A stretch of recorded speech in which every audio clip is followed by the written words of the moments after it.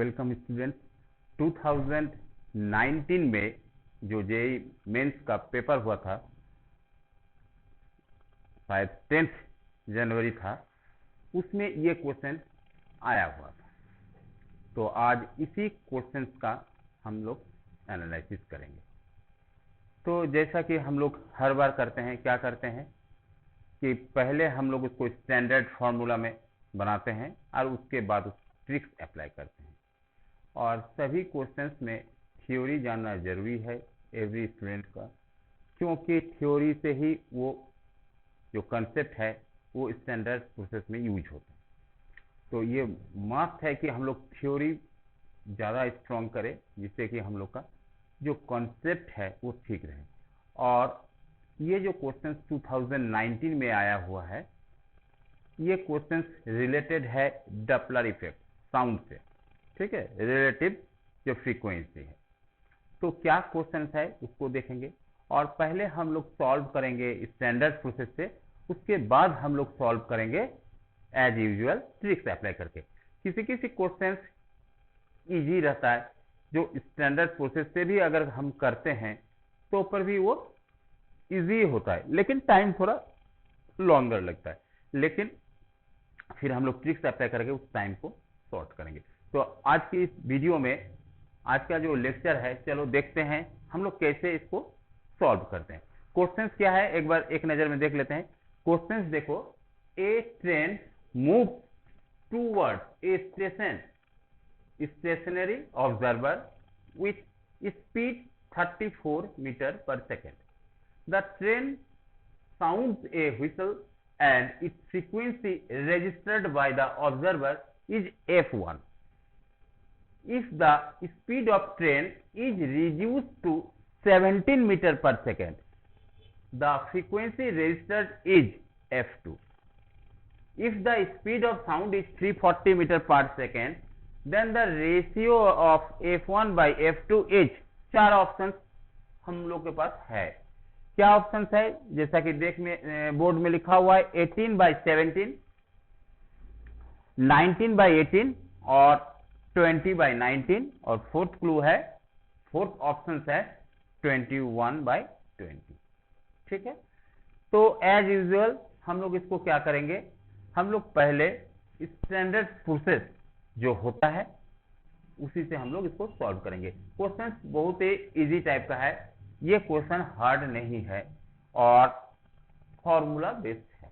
ठीक है, तो चलो हम लोग करते हैं। क्या कहा है क्वेश्चन को हम एनालिसिस कर देते हैं। ट्रेन एक स्टैटिक पोजीशन में, रेस्ट पोजीशन में कौन है? ऑब्जर्वर। ऑब्जर्वर रुकी हुई है, ट्रेन आ रही है ऑब्जर्वर की ओर, एक सर्टेन वेलोसिटी से आ रहा है। ठीक है, लेकिन उसका जो फ्रीक्वेंसी नोट किया, कौन नोट किया? ऑब्जर्वर। कितना नोट किया फ्रीक्वेंसी? f1। और ट्रेन का स्पीड कितना है? 34 metre per second.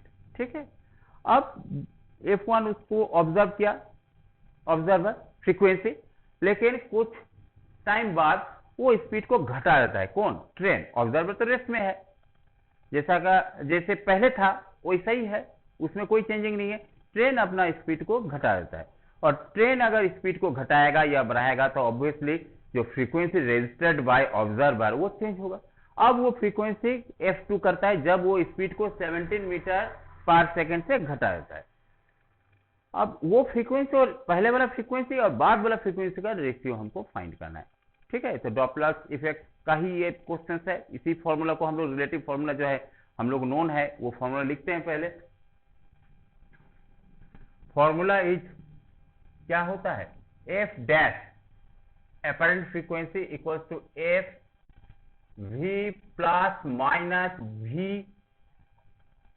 o that is observer का velocity, v इसका उल्टा होगा माइनस प्लस, ये होगा सोर्स का।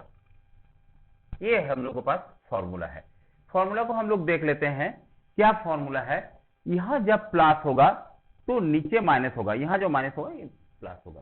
ठीक है, प्लस मीन्स ऑब्जर्वर की ओर आ रहा, एक दूसरे के क्लोज कांटेक्ट में, माइनस मीन्स दूर चला जाए। तो यहां देखो ऑब्जर्वर v नॉट क्या है, यहाँ पे यहाँ पे वी नॉट को हम लोग 0 ले लेंगे, इसका कोई इफेक्ट नहीं होगा। वी नॉट 0 है क्योंकि ऑब्जर्वर रुकी हुई है, वीएस है और वी है स्पीड ऑफ साउंड। तो इसके बाद हम लोग इसी फॉर्मूला को यूज करेंगे दो केस में। फर्स्ट F1 जो रजिस्टर्ड किया उसमें ये F है फ्रीक्वेंसी, ओरिजिनल फ्रीक्वेंसी जो है, और यहां कर देते हैं 340 प्लस माइनस 0 वी नॉट। नीचे क्या होगा 340, अगर यहां प्लस लेते हैं क्योंकि एक दूसरे के नजदीक आ रहा है, प्लस लेंगे तो यहां माइनस हो जाएगा। माइनस कितना होगा, क्या दिया हुआ है 34। तो इसको अगर सॉल्व करते हैं तो सॉल्व करने के बाद क्या आएगा, F 340 डिवाइडेड बाय 340 माइनस 34 कितना होगा 306 F इंटू, ये इक्वेशन 1 कर लेते हैं F1 का, ठीक है। सिमिलरली F2 निकालेंगे। F2 क्या होगा 340, यहां पर फिर प्लस माइनस 0 हो जाएगा, प्लस 0 कर देते हैं, और नीचे 340 माइनस 17 मीटर रिड्यूस करने के बाद 34 माइनस 17 बचेगा, और ये वैल्यू आएगा 340 divided bye 340 minus 70 that is 323, ये इक्वेशन 2। फाइंड क्या करना है हमको, रेशियो F1 बाई F2, ये रेशियो फाइंड करना है। तो देखो रेशियो फाइंड होगा 340 divided by 306 by F 340 divided by 323, ये F cancel to each other, 340 cancel to each other, क्या आया रिजल्ट 323 बाय 306। इसको अगर काटेंगे तो ये क्या होगा, शॉर्ट करेंगे 19 बाय 18। कौन सा ऑप्शन है, ऑप्शन बी इज करेक्ट, ठीक है। तो बी करेक्ट हुआ। इसको किस प्रोसेस से बनाए, फॉर्मूला अप्लाई करके, जो स्टैंडर्ड प्रोसेस में। अब स्टैंडर्ड प्रोसेस के बनाने के बाद हम लोग का आंसर क्या आया, वी, हमें यही आंसर है, चारों में से बी आंसर है 19 बाई 18, ठीक है। अब इतना लंबा अगर नहीं करना चाहते हो तो ट्रिक्स अप्लाई करना पड़ेगा। तो ट्रिक्स में इसको कैसे जल्दी 5 या 8-10 सेकंड में होगा, ये भी बहुत लंबा नहीं था, ये कितना है ऑलमोस्ट 20 सेकंड 30 सेकंड, बहुत ज्यादा नहीं है, लेकिन ये इजी क्वेश्चन था। और इसमें अगर ट्रिक्स अप्लाई करते तो वो थोड़ा सा कम कर देंगे। कैसे कम करेंगे, देखो अब ट्रिक्स वाला, इसको नोट कर लो, इसको मिटाएंगे।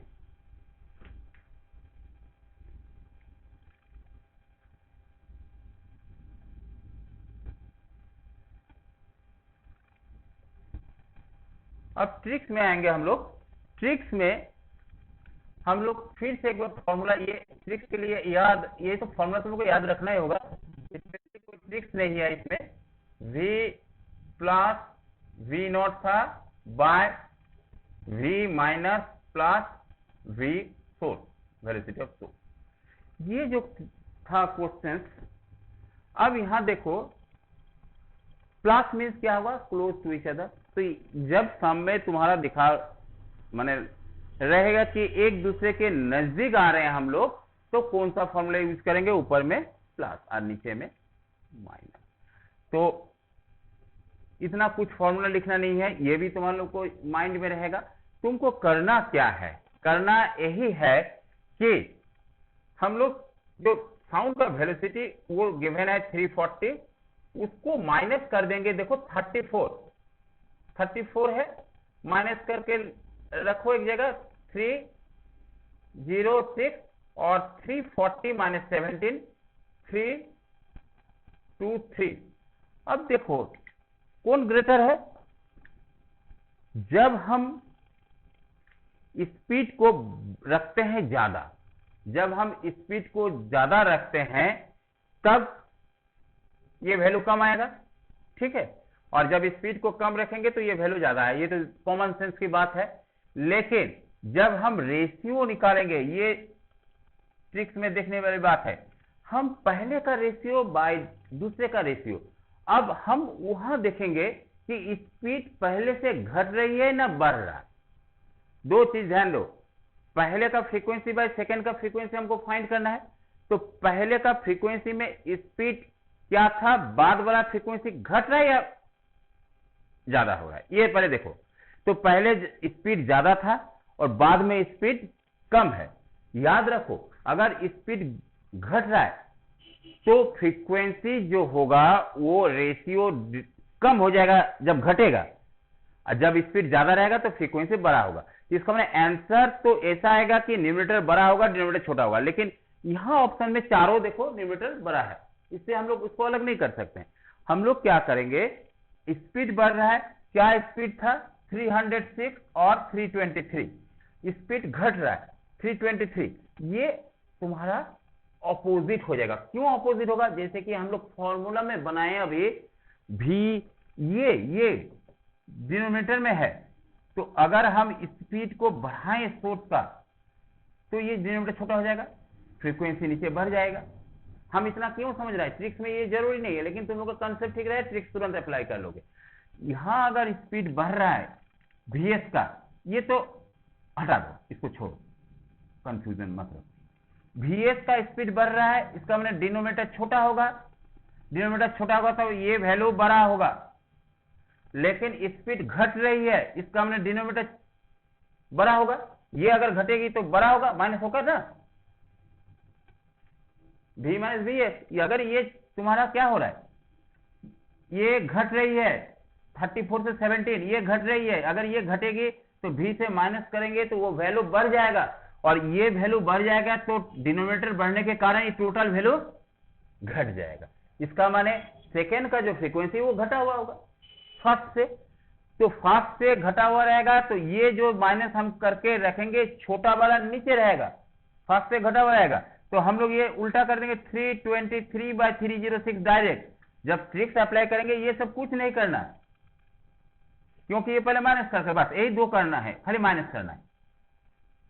अगर स्पीड बढ़ जाता ट्रेन का तो ये ऊपर वाला छोटा हो जाता, नीचे वाला बड़ा हो जाता।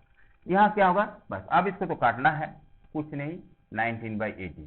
तो यहां पर देखो ट्रिक्स बहुत कोई खास नहीं है, फॉर्मूला बेस्ड क्वेश्चन था, जो कंसेप्ट वाला प्रोसेस था उसमें हम लोग कैलकुलेशन किए पूरा फॉर्मूला से, वो नहीं करना है। ट्रिक्स में क्या करोगे, पहले दिमाग में रखो भाई फ्रीक्वेंसी घट रहा है ना, ये स्पीड घट रहा है ना बढ़ रहा है, तो तुम देखोगे स्पीड घट रहा है, तो स्पीड घट रहा है तो दोनों को माइनस कर देंगे, speed of sound in air, उससे दोनों को माइनस करेंगे, और जो बड़ा वाला है वो न्यूमरेटर में देंगे, छोटा वाला डिनोमिनेटर में। अगर स्पीड बढ़ रहा था तो छोटा वाला नीचे, बड़ा वाला नीचे और छोटा वाला ऊपर, लेकिन यहाँ स्पीड घट रही है इसीलिए बड़ा वाला ऊपर और छोटा वाला नीचे, काट कर जो आएगा 19/80। क्लियर है। तो ये जो क्वेश्चन था ये 2019 में ये क्वेश्चन आ चुका था। तो ये जो क्वेश्चन को हम लोग सॉल्व कैसे किए, फॉर्मूला बेस्ड, बहुत हार्ड क्वेश्चन नहीं था, और ट्रिक्स में जैसे बताएं कि स्पीड घट रहा है या बढ़ रहा है, इस कंसेप्ट में इसको डिवाइड करो, तुरंत आ जाएगा। इतना करना ही नहीं है, हमको लगता है 5 to 10 सेकंड के अंदर ही होना चाहिए। ठीक है, तो आगे की सीरीज में और क्वेश्चंस को सॉल्व करेंगे, जितना क्वेश्चंस आया था सब कहीं ना कहीं ट्रिक्स अप्लाई करके उसको सॉल्व करेंगे और उसका कंसेप्ट भी क्लियर करेंगे। ठीक है, आज के लेक्चर में इतना ही रहने दो। Okay, thank you.